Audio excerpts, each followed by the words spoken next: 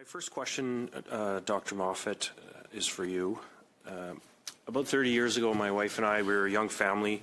I've spent the last 30 years of my life as a middle-class, blue-collar worker. I was actually a construction electrician for the last 20 years. My last day in the field was 2 days before the election was called, so it's very fresh for me. My wife and I were a young family, one child, and we were able to buy a home 30 years ago.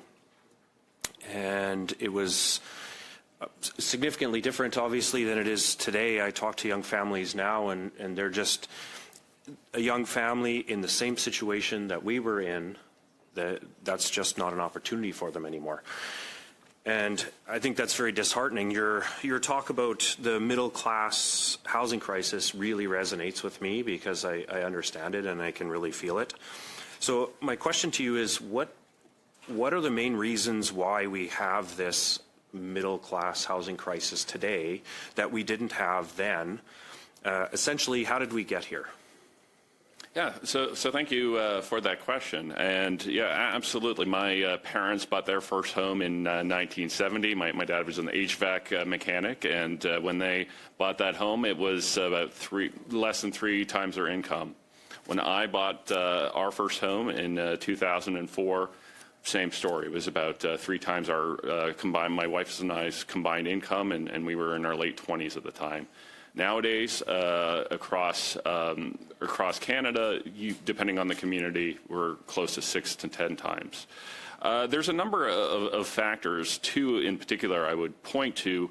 One is the massive rise in taxes and charges and fees. So in the City of Toronto, for instance, development charges are up over 5,000% since the year 2000.